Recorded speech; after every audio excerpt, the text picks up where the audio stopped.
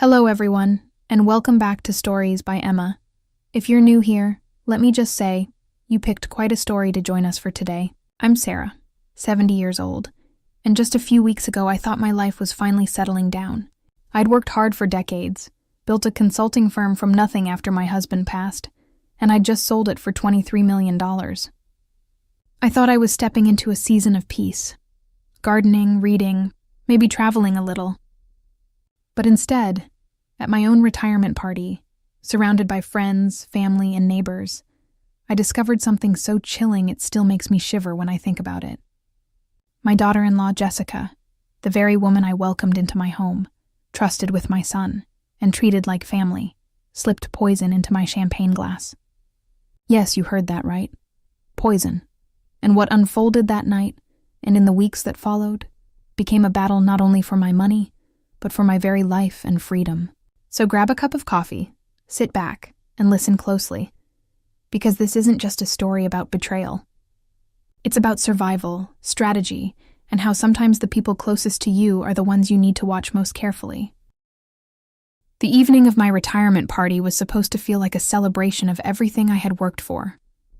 The hall was decorated with soft golden lights, the kind that made everyone's face glow a little younger. Friends I hadn't seen in years hugged me, neighbors clinked glasses, and the air buzzed with laughter and piano music. My son Michael stood near the buffet, pretending to chat while sneaking shrimp cocktails, and Jessica, his wife, floated around in a shimmering dress, smiling at everyone as if she were the perfect hostess. On the surface, it looked like a dream, but my gut told me something was off.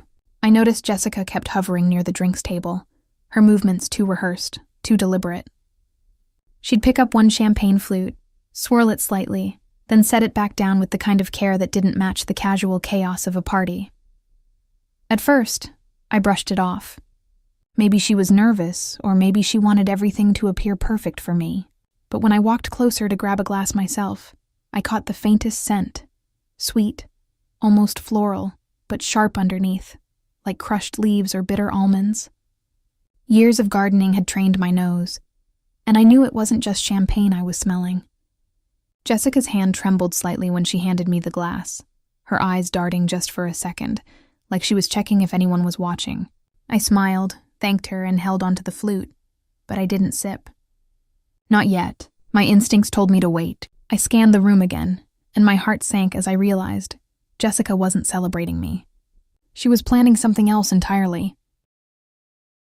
I held that glass for several minutes, pretending to mingle, nodding at conversations I barely heard. Inside, my mind was racing. If Jessica truly had slipped something into my drink, what would happen if I raised a scene right there? I'd look paranoid, maybe even unhinged, and Jessica could easily play the victim. No, I needed proof, and proof doesn't come from shouting. It comes from patience. That's when opportunity presented itself. Helen, Jessica's mother, had just arrived late, wearing her usual flashy jewelry and perfume that could fill a room. She walked straight toward me with a wide smile, arms open. As she leaned in to hug me, I made a quick decision. Without hesitation, I set my glass down and in one fluid motion, switched it with the untouched flute sitting next to hers on the tray. It was so subtle no one even noticed. Not even Jessica, who was too busy pretending to laugh with one of Michael's coworkers across the room. Helen, still talking about how proud she was of her daughter's marriage into success, picked up the glass I had left behind. Minutes later, as the toast began, I raised my safe champagne, sipped lightly, and smiled through the applause. But Helen, after 2 gulps of hers, suddenly froze. Her face drained of color. She clutched her stomach, then staggered backward into a chair, knocking it over as she collapsed. The room erupted in screams, guests rushing forward, Michael shouting for someone to call 911. And Jessica? She panicked, her voice high-pitched as she clutched her phone, dialing frantically. But her eyes weren't filled with shock. They were filled with recognition. She knew exactly what was happening. And for the first time that night, so did I. The ballroom, only moments ago filled with laughter and music, dissolved into chaos. Chairs scraped against the floor, glasses shattered as people dropped them in panic, and a wave of terrified whispers rippled through the guests. Helen lay on the ground convulsing, her hands clawing at the carpet, her expensive bracelets clinking as she trembled. Someone yelled to clear space around her, while another guest tore off his jacket to place under her head. Jessica had her phone pressed to her ear, shrieking into it. "She's not breathing right! Send an ambulance now!" Her voice cracked, but not from grief. From panic, raw and uncalculated. I knew that sound. It wasn't the cry of a daughter watching her mother collapse. It was the sound of someone whose carefully laid plan had just gone terribly, terribly wrong. I stayed calm, though my pulse hammered in my throat. I knelt nearby, acting as if I were concerned, but inside I was studying Jessica. Her eyes darted between Helen and me, wide and frantic, as though she couldn't decide whether to help her mother or to watch if I was still standing. Within minutes, paramedics rushed in, their bags clattering open, voices clipped and professional. They administered oxygen, checked vitals, and wheeled Helen out on a stretcher as the crowd parted in stunned silence. Michael clutched Jessica, his face pale, whispering that everything would be okay. But Jessica wasn't hearing him. Her knuckles were white as she gripped her clutch, her lips pressed tight as though trying to hold in the truth. I lifted my glass, still nearly full, and let the light catch it. The faint floral bitterness clung to the rim. I didn't need to taste it. I already knew. That champagne wasn't meant for Helen. It was meant for me. And as the sirens wailed in the distance, I realized the nightmare was only just beginning. When the last guest had finally left and the echoes of the ambulance sirens faded, the hall felt eerily empty. I stood by the table where the champagne flutes still glimmered under the lights, untouched by the chaos that had just unfolded. My own glass sat there, the faint floral bitter aroma clinging stubbornly to the rim. I slipped it carefully into my handbag, wrapping it with a linen napkin, my mind already racing ahead. If I went to the police without proof, Jessica could easily claim hysteria, dismiss me as a paranoid old woman.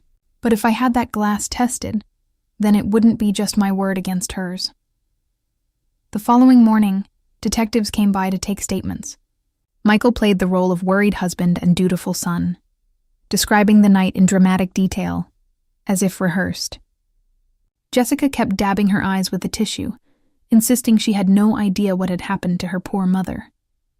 But when one of the detectives asked to see the glasses from the party, her shoulders stiffened. "I think the staff already cleared everything away," she said quickly, too quickly. I kept silent, clutching my handbag a little tighter.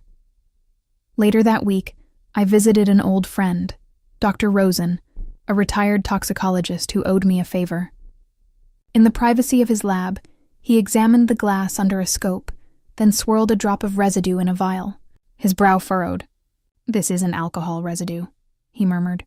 After another test, he looked at me gravely. "Oleander extract. Potent, lethal, and hard to trace if the victim dies quickly. Whoever put this in your drink knew exactly what they were doing." I thanked him, though my knees felt weak beneath me. The weight of it sank in. Jessica hadn't just acted out of spite or carelessness. This was deliberate, calculated. She had planned for me to die quietly at my own retirement party, surrounded by witnesses who would think it was just old age or a weak heart. But thanks to one quick decision, her plan had shattered, and Helen was lying in a hospital bed fighting for her life.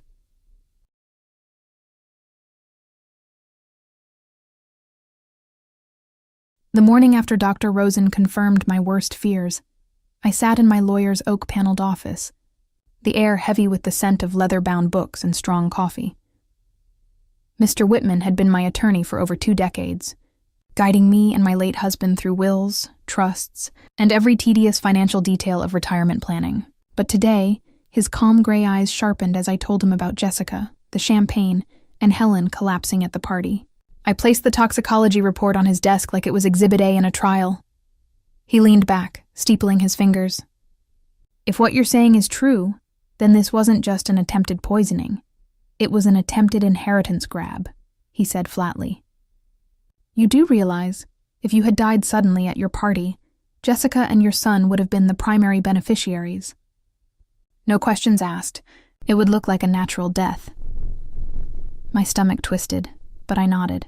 He continued, "And if they don't succeed with something dramatic, they might try something quieter. Guardianship petitions, competency challenges. It happens more than people think. A judge just needs one psychiatrist's report to declare you incapable of handling your finances. From there, your son could petition for control of your estate. Jessica would, by extension, control him. The words hit harder than the poison ever could. My own son, my Michael, might be part of this. Whitman slid a folder toward me. We need to protect your assets immediately. Adjust your will. Restrict access to trusts, and... He hesitated. If Jessica is truly as reckless as this suggests, it may be time to consider disinheritance. I stared at the folder, my hands trembling. The woman who married my son wasn't just manipulative, she was dangerous.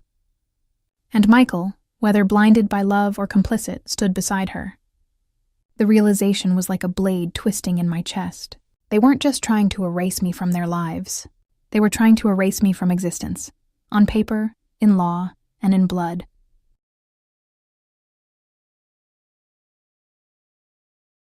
A week later, I learned the kind of truth no mother should ever have to face. It came from Whitman's investigator, a discreet man named Harris who had a talent for uncovering paper trails most people thought invisible. He sat across from me in Whitman's office, sliding a stack of printed emails and bank statements across the table. "We found this tied to your son, Michael," he said quietly. My hands shook as I sifted through the documents. Payments, regular, sizable ones, funneled from Michael's account into a psychiatrist's private practice. At first glance, it could have looked like therapy, but the notes Harris had highlighted told another story. Consultation regarding competency evaluation, patient's mother, recommendation to establish guardianship. Each line felt like a nail hammered into my chest. Whitman's voice was grave. They weren't just planning for your death. They had a backup plan. If the poisoning didn't work, or if suspicion fell on Jessica, Michael was going to use this psychiatrist to claim you were no longer mentally fit. With that report, he could petition the court, take control of everything, and put you in a care facility. I wanted to scream, to cry, but the tears wouldn't come. My son, my boy I had raised, fed, clothed, and sacrificed for, was plotting to strip me of dignity, to lock me away while he and Jessica drained the fortune your father and I built. My mind flashed back to the party, to Michael's pale face as Helen collapsed. I had thought then that he was horrified. Now I wondered, was he horrified that his mother-in-law had taken the poisoned glass, or horrified that his plan had failed right in front of him? Harris cleared his throat. "Ma'am, this wasn't sloppily done. This was carefully orchestrated. If you hadn't noticed Jessica's little trick at the champagne table, you might not be sitting here today." I closed the file and pressed it to my chest, my heart pounding. My retirement was supposed to be a season of rest, of watching my grandchildren grow, of finding peace after a lifetime of hard work. Instead, my son and his wife were writing me out of existence, first with poison, then with lies.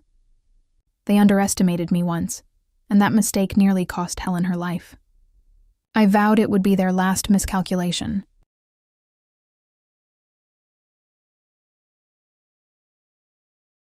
Two weeks later, the toxicology report on Helen finally arrived. I sat in Whitman's office again, the thick envelope lying between us like a loaded gun. When he opened it and scanned the findings, his jaw tightened. "It's exactly as Rosen suspected," he said. "Oleander, enough to kill a woman twice your size." I felt the air drain from my lungs, but I managed to steady myself. "So it's official now. Not suspicion, not paranoia. Attempted murder," Whitman nodded grimly. "And that means leverage. If we move carefully, we can confront Jessica and see how much she's willing to reveal when cornered." That evening, Michael invited me to dinner at their home, perhaps thinking I was still blind to the truth. I accepted. When I arrived, Jessica greeted me at the door with that polished smile she always wore, the one that never reached her eyes. Over roast chicken and wine, she kept up appearances, asking about my health, my plans for retirement, as if she hadn't already tried to end both. I let her play her part for a while, then set my glass down gently. "Helen's toxicology report came back," I said quietly. The clink of silverware against plates stopped. Jessica froze, her fork hovering midair. "Oh?" she asked, her voice too light, too rehearsed. "Yes," I continued. Oleander, not something one finds in a champagne bottle by accident. Michael shifted uncomfortably in his chair, eyes darting between us. Jessica's smile faltered, just for a second, but I caught it. "That's ridiculous!" she snapped too quickly. "Anyone could have tampered with her glass. But only you were near mine," I said evenly. The room went silent, the only sound the hum of the refrigerator in the background. Jessica's knuckles whitened as she gripped her napkin. For the first time, I saw the mask slip. Not the polite daughter-in-law, not the charming hostess, but the calculating woman underneath, the one who could lace a drink with poison and smile while handing it to me. And though she denied, deflected, tried to twist the conversation back to coincidence, the fear in her eyes told me I was right. She knew the truth had finally crawled into the light, and there was no putting it back in the dark.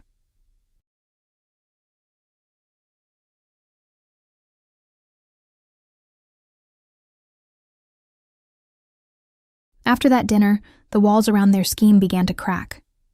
Harris, Whitman's investigator, dug deeper into Jessica's financials and Michael's communications. What he uncovered painted a picture darker than I could have imagined. There were discrete payments to not just one psychiatrist, but two, both known for testifying in guardianship cases. Emails showed carefully drafted plans, with phrases that chilled me to the bone. Fast-track evaluation, minimize legal resistance, secure primary control of estate. Whitman laid the documents out on his desk like cards in a losing poker hand. "This isn't guesswork anymore," he said firmly. Michael and Jessica were preparing for two outcomes. If the poisoning worked, they'd inherit seamlessly. If not, they'd brand you as incompetent, have the court hand them guardianship, and funnel your assets into their accounts. Either way, you lose everything. I stared at the papers, my heart pounding. The betrayal from Jessica was bitter, but the betrayal from Michael, my own flesh and blood, cut deeper than any knife. He hadn't been seduced or misled. He was complicit, calculating, ready to stand in front of a judge and claim his mother was losing her mind just to get his hands on my estate. The most chilling part? They were good at covering their tracks. Michael had even rehearsed statements with Jessica, anticipating my reactions. In one draft email never sent but saved in his drafts folder, he wrote, "Mom won't fight it. She'll be too embarrassed to argue in public. Once she's in the facility, we'll manage the rest." Facility. That word lodged in my chest like a shard of glass. To them, I wasn't a mother or a woman with decades of sacrifice behind her. I was an obstacle to be removed, a signature to be silenced, a body to be stored away. But they had underestimated me. They thought age made me weak, that grief made me pliable, that trust made me blind.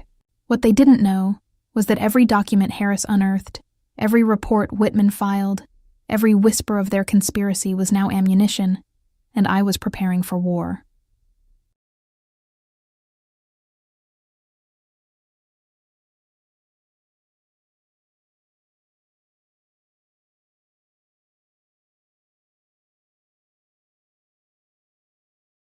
The day the case became official, I felt both dread and relief. Detective Monroe from the local police came to my home, his badge glinting under the porch light. He carried a thick folder, the same evidence Harris had compiled, now in the hands of law enforcement. "Ma'am," he said, his voice firm but kind, "you've been the target of a very calculated crime. We have enough to move forward." Within a week, subpoenas were issued. The psychiatrist Michael had been paying was questioned under oath. Bank transfers, emails, and phone records all pointed in the same damning direction. A deliberate plan to poison me, and a fallback scheme to declare me incompetent if that failed. Jessica was arrested first, her composure finally cracking as she was led out of their suburban home in handcuffs. Michael followed 2 days later, his face pale as cameras flashed outside the courthouse. The trial was grueling. I sat in the gallery, my heart torn between grief and fury as my son avoided my eyes.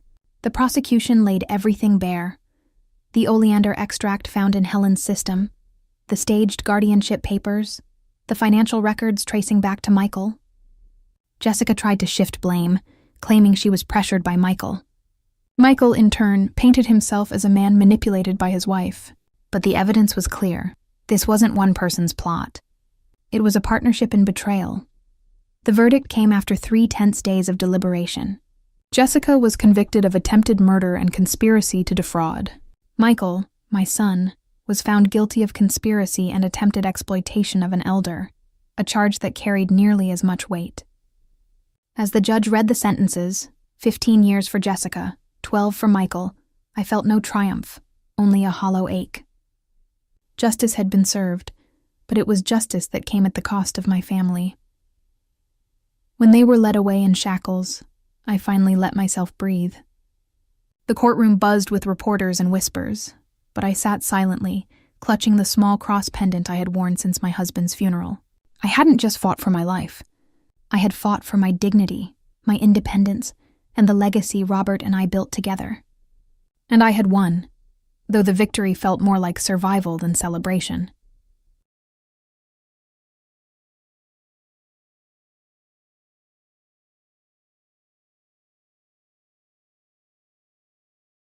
When the dust finally settled, my house felt impossibly quiet. No ringing phones with legal updates, no investigators at my dining table, no endless nights combing through documents. Just silence, and the faint ticking of the old grandfather clock Robert once wound by hand.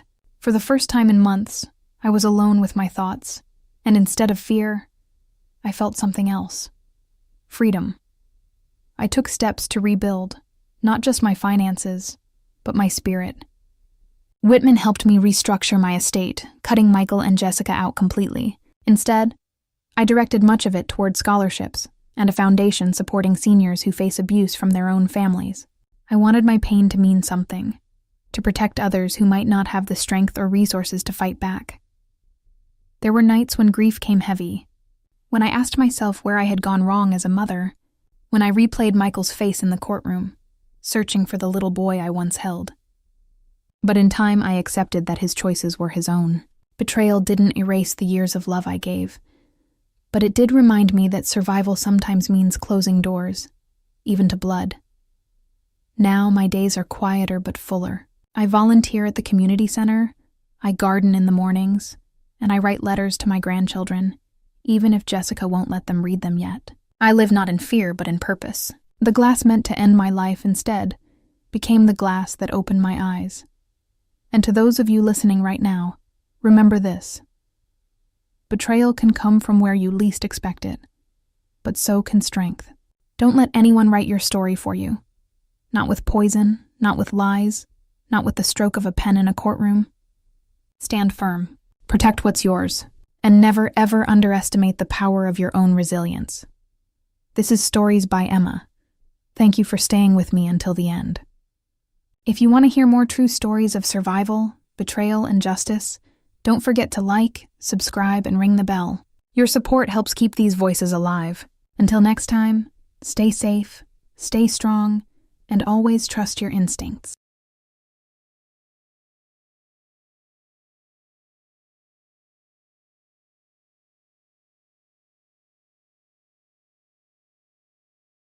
And that, my friends, is how I turned what could have been the end of my story into a brand new beginning. Life taught me that betrayal can cut deep, but resilience cuts deeper. I refused to let poison, lies, or even family greed define who I am. Instead, I chose to rise stronger, protect my legacy, and share my truth. If this story moved you, I invite you to stay with me here on Stories by Emma, where real voices, real struggles, and real triumphs are brought to light. Don't forget to hit that like button, subscribe, and turn on notifications so you won't miss the next chapter of courage and justice. This is Stories by Emma. Thank you for listening. And remember, no matter how dark it seems, your story isn't over yet.